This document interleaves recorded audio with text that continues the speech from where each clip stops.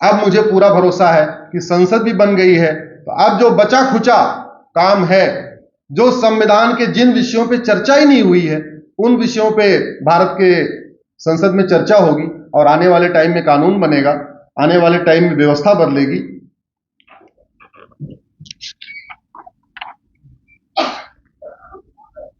मैं आज आपके महाराष्ट्र के जिलों की डेमोग्राफी को देख रहा था और 2001 के में जिलों में क्या डेमोग्राफी थी, 2011 में क्या थी, उसको मैं कंपेयर कर रहा था। कड़वी सच्चाई यह है कि महाराष्ट्र के प्रत्येक जिले की डेमोग्राफी बहुत तेजी के साथ बदल रही है और आपके नगर की भी डेमोग्राफी बदल रही है। आप पिछले 3 जो जनगणना हुई है, 1991, 2001, 2011, उसके बाद तो जनगणना हुई नहीं, उन तीनों जनगणना को उठा के देख लीजिए, बहुत तेजी के साथ महाराष्ट्र की डेमोग्राफी बदल रही है और केवल महाराष्ट्र की नहीं, इनफैक्ट डेमोग्राफी पूरे भारत की बदल रही है। डेमोग्राफी बदलना इसलिए खतरनाक है क्योंकि भारत की संस्कृति सिकुड़ रही है।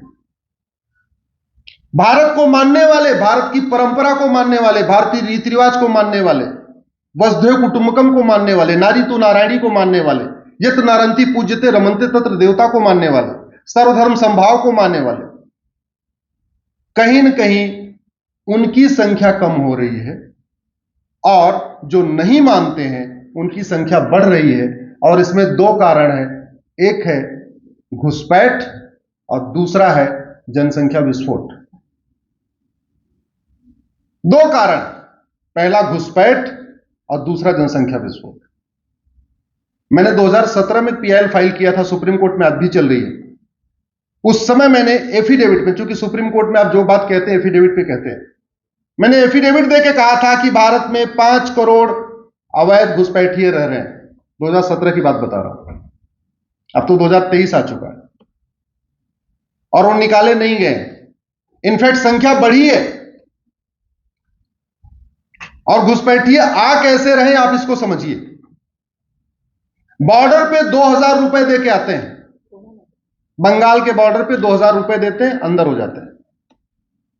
अंदर आते हैं, आपके जो कॉमन सर्विस सेंटर हैं यहां पे 2000 रुपए में आधार बनवा लेते हैं। जैसे ही एक डॉक्यूमेंट बना आधार, किसी दलाल को पकड़ते हैं, उसको 2-3 हजार रुपए देते हैं, वो राशन कार्ड बनवा देता है। जब 2 डॉक्यूमेंट हो जाता है, फिर किसी दलाल को पकड़ते हैं, 3000 रुपए के आसपास ड्राइविंग लाइसेंस बनवा लेते हैं। फिर 2 से 3 हजार रुपए खर्च करते हैं, आधार बन गया, ड्राइविंग लाइसेंस बन गया, आपका राशन कार्ड बन गया। नेक्स्ट क्या करना है? बर्थ सर्टिफिकेट बनवाना। 2000 रुपए में दलाल बर्थ सर्टिफिकेट बनवा के दे देता है। 4 डॉक्यूमेंट हो गया, बैंक में खाता खुलवा लेते हैं। इस बीच में इलेक्शन आता है, किसी ऐसे पॉलिटिशियन को पकड़ते हैं, कहते साहब हम तुम्हें वोट दे देंगे, हमारा वोटर आईडी बनवा दो। 4 डॉक्यूमेंट ऑलरेडी है, वोटर आईडी बनवा दिया इलेक्शन के टाइम में। अब उसके पास 5 डॉक्यूमेंट हो गया, वो बैंक में खाता खुलवा लेता है। उसके बाद मुफ्त का राशन लेता है, मुफ्त का मकान लेता है, मुफ्त की हेल्थ सर्विस लेता है, मुफ्त में आयुष्मान कार्ड लेता है, 15,000 रुपए खर्च करता है और साल भर के अंदर 5 लाख रुपए का फायदा उठा लेता है। इतना बढ़िया धंधा कहीं और है क्या? और आपको शायद पता नहीं है, ये बहुत तेजी के साथ हो रहा है। ऐसा कोई जिला नहीं है जहां नहीं हो रहा। मेरी एक दूसरी पीआईएल सुप्रीम कोर्ट में चल रही है, जहां मैं माइनॉरिटी एक्ट को मैंने चैलेंज किया है। 9 राज्यों में हिंदू खत्म हो चुके हैं। और मैं हिंदू शब्द इसलिए कह रहा हूं, हिंदू खत्म होने का मतलब वसुधैव कुटुंबकम की भावना खत्म, हिंदू खत्म होने का मतलब सर्वधर्म संभाव की भावना खत्म, हिंदू खत्म होने का मतलब नारी तु नारायणी खत्म, हिंदू खत्म होने का मतलब आपसी भाईचारा खत्म, हिंदू खत्म होने का मतलब समग्रता खत्म, और हिंदू खत्म होने का मतलब अराजकता का बढ़ जाना। राज्यवार 9 राज्यों में हिंदू खत्म हो चुके हैं। कश्मीर में 2% हैं लक्षद्वीप में 2% है, नागालैंड में 8% है, मिजोरम में 2% है, मेघालय में 11% है। राज्यों के हिसाब से 9 राज्यों में हिंदू खत्म हो चुके। ये बात मैं एफिडेविट की बात कर रहा हूं जो सुप्रीम कोर्ट मैंने दिया हुआ। डिस्ट्रिक्ट के हिसाब से 200 जिलों में डेमोग्राफी बदल चुकी है। और सरप्राइजिंग, भारत के वो ज्यादातर उसके वो जिले हैं जो बॉर्डर पे हैं। आपका महाराष्ट्र का बॉर्डर के जिले की डेमोग्राफी बदल गई है। गुजरात का बॉर्डर कच्छ, भरूच, पालनपुर की डेमोग्राफी बदल चुकी है। यूपी का जो बॉर्डर लगता है पीलीभीत, श्रावस्ती, उसका बॉर्डर बदल चुका है। असम के बॉर्डर के 9 जिलों की डेमोग्राफी बदल चुकी है। बंगाल के 14 जिलों की डेमोग्राफी बदल चुकी है। झारखंड के 6 जिलों की डेमोग्राफी बदल चुकी है। बिहार के 8 जिलों की डेमोग्राफी बदल चुकी है। उत्तर प्रदेश के 16 जिलों की डेमोग्राफी बदल चुकी है। डिस्ट्रिक्ट वाइज आप चलिए, महाराष्ट्र के भी 8 जिलों की डेमोग्राफी बदल चुकी है। डिस्ट्रिक्ट वाइज देश में 200 जिलों की डेमोग्राफी बदल चुकी है। तहसील वाइज भारत के 300 तहसीलों की डेमोग्राफी बदल चुकी है। 300 तहसील की, उसमें से 283 तहसीलें हमारे बॉर्डर पे हैं और 17 तहसील अंदर है। टोटल 1300 तहसीलों की डेमोग्राफी बदल चुकी है। और डेमोग्राफी कैसे बदली? घुसपैठ और, जोर से बोलिए, घुसपैठ और इस दोनों के खिलाफ कठोर कानून बनाने की जिम्मेदारी ये संविधान देता है।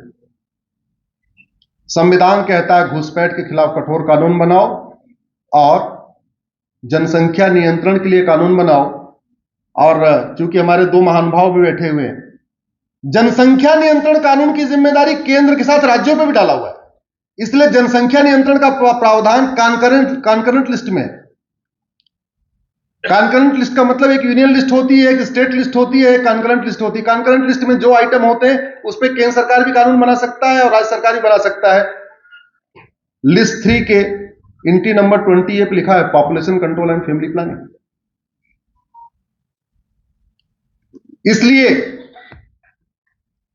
अगर हम चाहते हैं भारत में राम राज्य की स्थापना हो, एक भारत श्रेष्ठ भारत बने, तो उसके लिए 2 काम करना पड़ेगा। 2 क्या, बल्कि सरकार को ऐसे कानून बनाना पड़ेगा जिससे धर्म की, जोर से बोलिए, जिससे धर्म की, ऐसे कठोर कानून बनाना पड़ेगा जिससे अधर्म का, ऐसी शिक्षा व्यवस्था स्थापित करना पड़ेगा जिससे प्राणियों में, बाकी वो कानून तो बन रहे हैं जिसका विश्व का कल्याण हो रहा है। राम राज्य का मतलब 4 वाक्यों में, धर्म की, अधर्म का, प्राणियों में, विश्व का। और यही संविधान कहता है केंद्र सरकार की भी ड्यूटी है राम राज्य की स्थापना, राज्य सरकार की भी ड्यूटी है राम राज्य की स्थापना। और राम राज्य का मतलब धर्म की जय हो, अधर्म का नाश हो, प्राणियों में सद्भावना और विश्व का कल्याण हो। केवल इतना 4 बात है। दुर्भाग्यवश आज तक संसद विधानसभा में संविधान के लक्ष्य के ऊपर चर्चा ही नहीं हुई, जबकि संविधान सभा की डिबेट में बहुत सारे संविधान निर्माताओं ने कहा था इस संविधान का लक्ष्य है राम राज्य की स्थापना। राम राज्य अपने आप में दुनिया का सबसे बेस्ट गवर्नेंस का मॉडल माना गया है। उत्तरकांड में जिक्र है, सब नर करें परस्पर प्रीति, सब लोग प्रेम से रहते हैं, सब लोग अपने स्वधर्म का पालन करते हैं, नहीं दरिद्र कोई दुखी न दीना, कोई दरिद्र नहीं है, कोई दुखी नहीं है, नहीं कोई अबुद्ध लक्षणहीना, कोई अनपढ़ नहीं है, कोई गंवार नहीं है। ये सारी व्याख्या दी हुई। तो करना क्या पड़ेगा? सबसे पहले इस गुलामी की शिक्षा व्यवस्था को बदलना पड़ेगा। किसी भी देश का निर्माण करने के लिए जो कुम्हार बर्तन बनाता है, एकदम परफेक्ट एग्जांपल है। कुम्हार बर्तन कैसे बनाता है? एक हाथ अंदर, दूसरा हाथ ऐसे बनाता है ना। अंदर वाला हाथ शिक्षा है, ऊपर वाला हाथ न्यायिक व्यवस्था है। शिक्षा ऐसी हो कि वो अपने स्वधर्म का पालन करे, बिजनेसमैन अपने स्वधर्म का पालन करे, जज अपने स्वधर्म का पालन करे, एडवोकेट अपने स्वधर्म का पालन करे, सांसद विधायक अपने स्वधर्म, सब अपने अपने स्वधर्म का पालन करे, ऐसी शिक्षा हो। और न्यायिक व्यवस्था ऐसी हो जो आदमी न करे उसको तुरंत ठिकाने लगा दिया। क्यों? क्योंकि हमारे रामायण में लिखा है, भय बिन होय न प्रीत। रामचंद्र जी लिखा हुआ है, बोले राम सकोप तब हो भय, भय बिन होय न प्रीत। सठे साठम समाचरित कहां का सिद्धांत है? भारत का। भय बिन होय न प्रीत कहां का सिद्धांत है? भारत का। लोहा लोहे को काटता है, यह सिद्धांत कहां है? भारत का। जिन राष्ट्रों ने इन तीन सिद्धांतों को अपनाया, सठे साठ्यम समाचरित सिद्धांत को अपनाया, लोहा लोहे को काटता है अपनाया, और भय बिन होय न प्रीत अपनाया, वहां शांति है, समृद्धि है, खुशहाली है, और वो 50 साल में डेवलप्ड कंट्री बन गए। जिन राष्ट्रों ने झूठे मानवाधिकार की दुहाई दिया, इन तीन सिद्धांतों को नहीं अपनाया, वहां बदहाली है, फटेहाली है, और देखते देखते वो देश के वो राज्य खत्म हो गए। दुर्योधन का ननिहाल गंधार, जहां से माता गांधारी आई थी, देखते देखते कंधार बना, कंधार के बाद अफगानिस्तान बन गया। आज क्या सिचुएशन है देख रहे हैं आपके सामने। राजा भरत का ननिहाल, जहां से माता कैकेयी आई थी,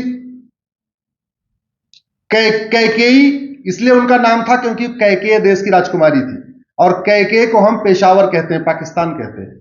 उस पाकिस्तान का क्या हाल है? तुर्की अशांत है, यमन अशांत है, सीरिया अशांत है। दुनिया के जिन देशों में अशांति है और जिन देशों में शांति और समृद्धि है, उसमें अंतर केवल इतना है, दुबई, चीन, सिंगापुर, कोरिया, जापान, उन्होंने सठे साठम समाचार सिद्धांत को अपनाया।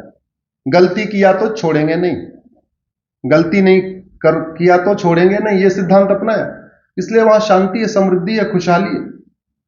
और भारत या हमारी स्थिति बहुत अच्छी है। पाकिस्तान, अफगानिस्तान, बांग्लादेश, जहां पे अशांति आई है, उनका सबसे बड़ा कारण यह था शिक्षा व्यवस्था।